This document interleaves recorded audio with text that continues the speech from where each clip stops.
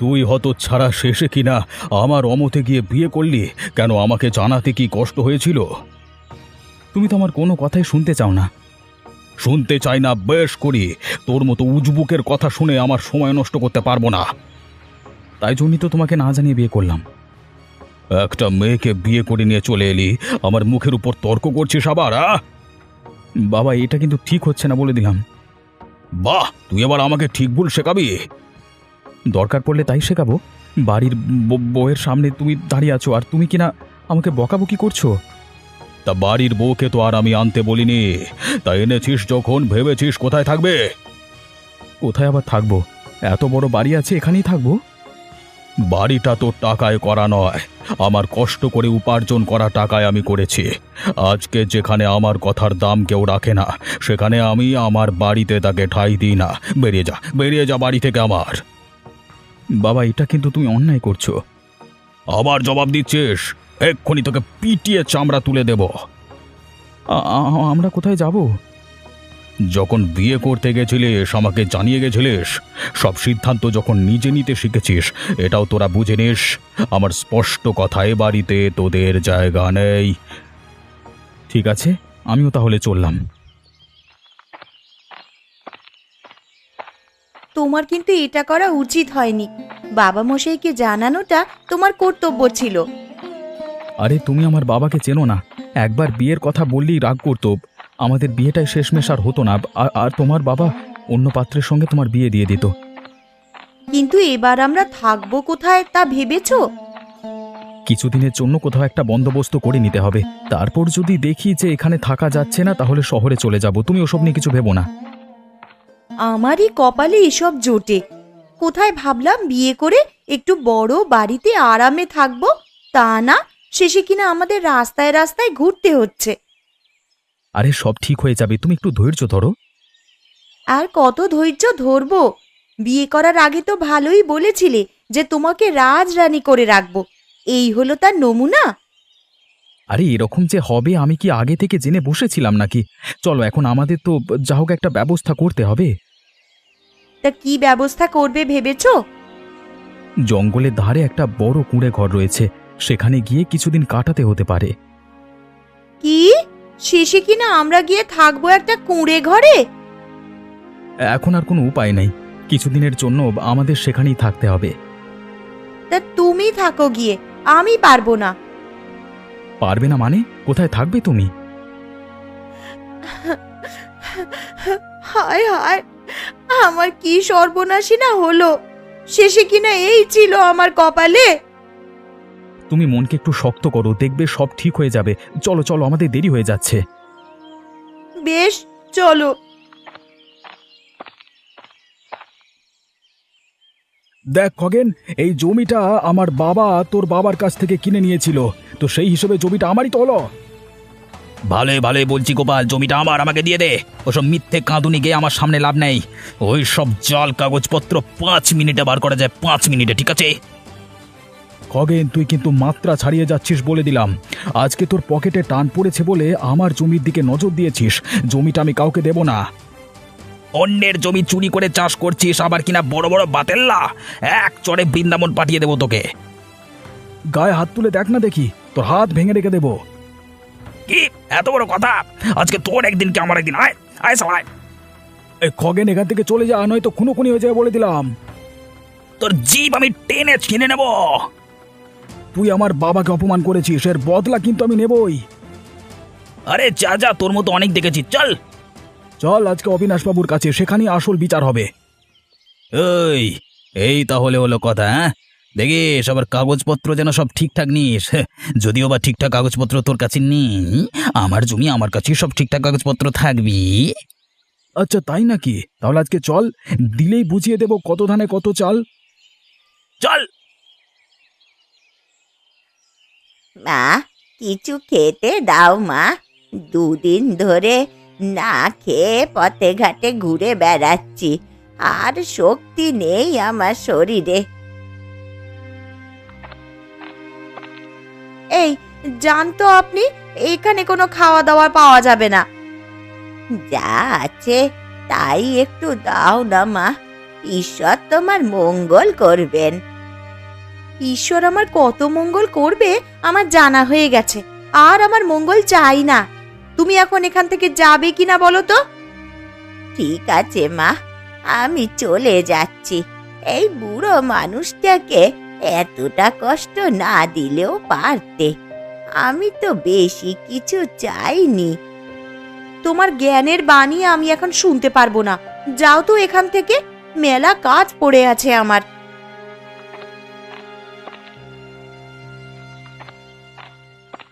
ওই বুড়িমাকে একটু তো খেতে দিতে পারতে নাকি? আহা, কি আমার নবাবপুত্তর এলেন রে! অন্যের জন্য প্রাণ একেবারে উতলে উঠেছে। তা নিজের ইচ্ছা হয় তো নিজে গিয়ে খাওয়াও না বাপু। আরে আমি তো খাবার সব কিনে এনেছি, আবার চিৎকার করছো কেন এত? একটা বুড়ো মানুষ না খেতে পেয়ে মানে খাবার চাইতে এসেছিল, তার কাছে মানে তাকে এইভাবে তাড়িয়ে দিলে তুমি? শোনো, তোমাকে আবার বলছি, আমার কাজে ব্যাঘাত সৃষ্টি করো না। আমার যা ইচ্ছে হয়েছে তাই করেছি। বাড়িতে খাবার আছে, যাও খাইয়ে দিয়ে এসো। নিজের বউকে সুখে রাখতে পারে না, সে আবার লোককে খাওয়াতে চলেছে। মুখ সামলে কথা বলো তো। জানি আমার দোষ আছে, তা বলি কি আমি সেটা ইচ্ছে করে করেছি? বলছি তো সব ঠিক হয়ে যাবে। কবে যে ঠিক হবে তা ভগবানই জানেন।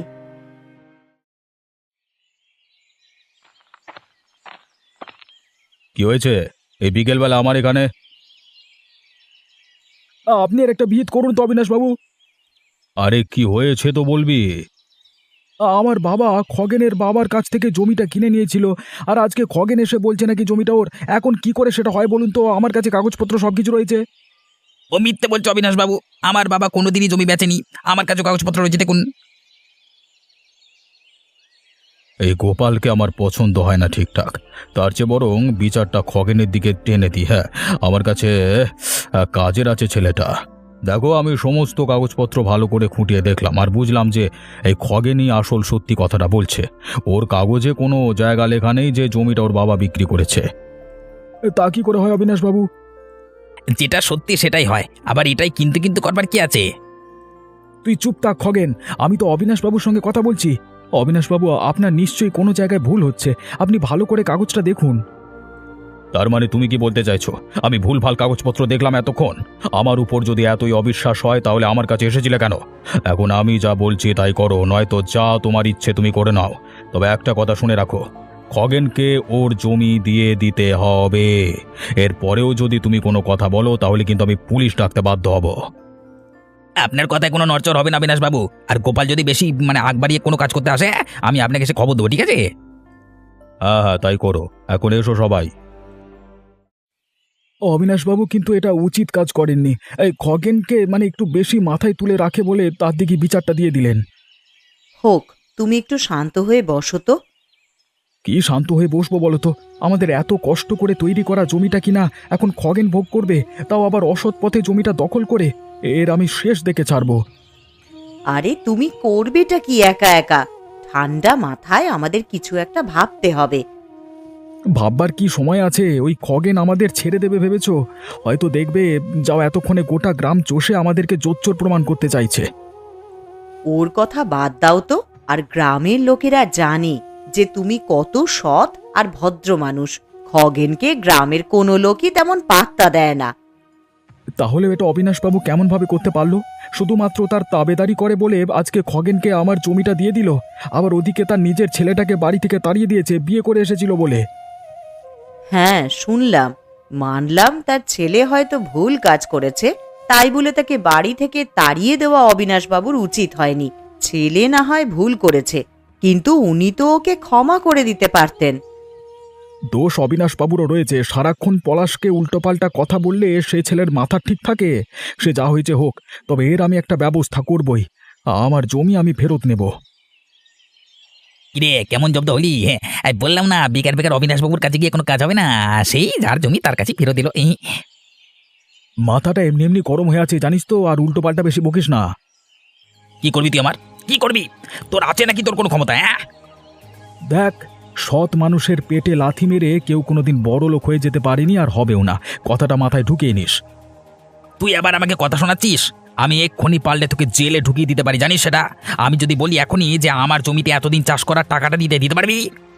ওই একটা কাজই তো ভালো মতো জানিস কিভাবে লোকেদের ফাঁসানো যায়। যেদিন নিজে ফাঁসবি সেদিন বুঝবি ঠেলা, তখন বাঁচানোর জন্য কাউকে পাবি না।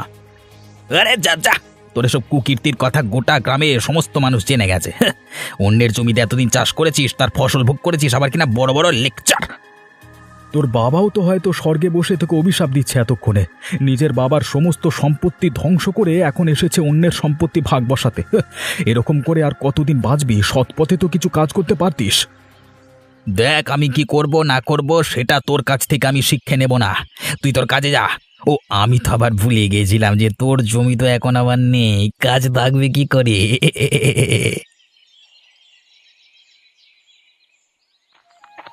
এই শোনো না, বলছি আমার না খুব লাউ চিংড়ি খেতে ইচ্ছে হয়েছে, একটু বাজার থেকে চিংড়ি মাছ আনবে? এই তো এত চাল ডাল সবজি আনলাম, যা টাকা ছিল সবই প্রায় শেষ। কিছুদিন একটু কষ্ট করে এগুলো চালিয়ে নাও না, তারপরে নয়তো তোমাকে লাউ চিংড়ি খাওয়াবো। এই জন্যই তোমাকে আমি কিচ্ছু বলতে চাই না। যখনই কিছু বলতে যাব তখনই এটা না ওটা না এই সব করবে। বলছি বিয়েটা করেছিলে কেন? আবার তোমার সেই একই কথা শুরু হলো। তুমি কি বুঝতে পারছো না পরিস্থিতিটা? আমার হাতে একদম টাকা নেই এখন। বাবাও সেখানে ঘর থেকে তাড়িয়ে দিল। আমার যে এখন আত্মহত্যা করা ছাড়া আর কোনো উপায় নেই। এক হয়েছে তার বাপ আর এক হয়েছে তার ছেলে, আমার জীবনটাই শেষ করে রেখে দিল। কোথায় একটু স্বাদ হয়েছে লাউ চিংড়ি খাওয়ার, তাও আর জুটবে না। তোমার এসব বাচ্চাদের মতো কান্নাকাটি বন্ধ করো তো। সারাক্ষণ শুধু সেই একই কথা বলে চলেছে। তুমি তো একজন বড় বুদ্ধিমতী মহিলা, একটু আমার অবস্থাটাকে বুঝতে পারো না?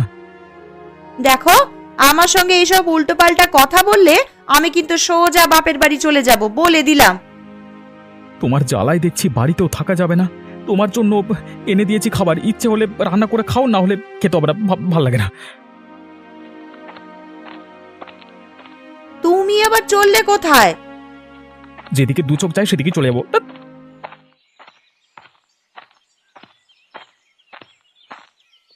কিরে পলাশ, এদিকে কোথায় যাচ্ছিস?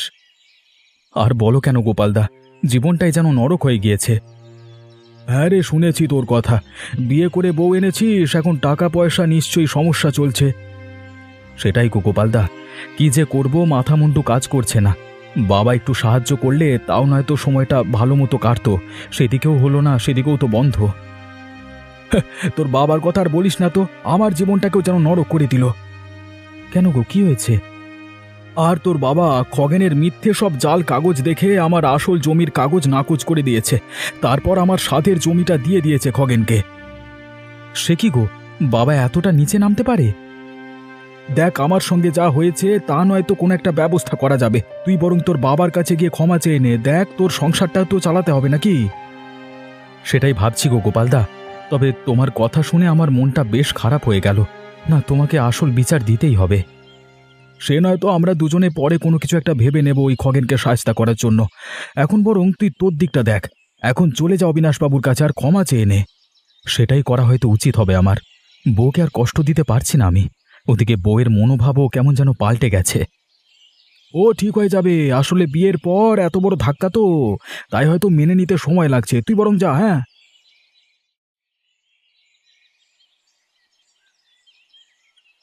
বাবা বাড়িতে আছো? আমার বাড়িতে এসেছিস কি মনে করে? আমার ভুল হয়ে গেছে বাবা।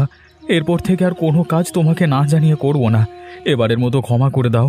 আমার জন্য না হোক, অন্যের বাড়ির ওই মেয়েটার জন্য। বোধ বুদ্ধি হয়েছে তাহলে? আমি আর পারছি না বাবা। আমার কাছে এখন একটাই রাস্তা খোলা আছে, নিজেকে শেষ করে ফেলা। ধুর পাগলা, এসব কথা আবার মুখে আনতে হয় নাকি? যা, তোকে ক্ষমা করে দিলাম। এই কথাটা তুই যদি আমাকে সেদিন বলতিস, তাহলে আমি কি তোকে ক্ষমা করে দিতাম না? তুই আমার উপর উল্টোপাল্টা কথা বলে রেগে বেরিয়ে চলে গেলি। যা, বৌমাকে নিয়ে আয় বাড়িতে। তুমি সত্যি বলছো বাবা? নয়তো কি আমি তোর সঙ্গে মিথ্যে খেলা খেলছি? ওরে, আমিও তো বুঝি তোর কষ্টটা। আসলে তখন আমার মাথা ঠিকমতো কাজ করছিল না বাবা, তাই তোমাকে না জানিয়ে বিয়েটা করে ফেলেছিলাম। আরে হোক না, ঠিক আছে। যা হয়েছে হয়েছে, তা গেছে। এখন আর বাড়ির বাইরে থাকতে হবে না। বৌমাকে নিয়ে এ বাড়িতেই তোরা থাকবি, বুঝলি? হ্যাঁ বাবা, আমি এক্ষুনি তোমার বৌমাকে নিয়ে আসছি। এ পলাশ, বাড়ি আছিস নাকি? আগে না, সে একটু বেরিয়েছে। ও তাহলে মনে হয় অবিনাশ বাবুর কাছে গেছে। সে কি, আমায় তো কিছু জানায়নি। না জানানোরই কথা। অবিনাশ বাবুর কাছে ক্ষমা চাইতে গেছে সে। তবে তোমায় একটা কথা বলি বৌমা, পলাশ কিন্তু মোটেও ভালো ছেলে নয়। ও তার মার সমস্ত গয়না টাকা পয়সা তোমাকে না দিয়ে নিজে শহরে গিয়ে মানে পালাতে চায়, বুঝলে? ও মা, সে কি কথা? তাহলে আর বলছি কি, শোনো, আমি অবিনাশ বাবুকে ভালো করে চিনি, তাই বলছি ওনার কষ্টের টাকা পলাশ পুরো শেষ করে দিচ্ছে। তাই আমি বলি কি, তুমি যদি বলো তাহলে আমি আমি একটা সাহায্য করতে পারি তোমাকে। কি সাহায্য?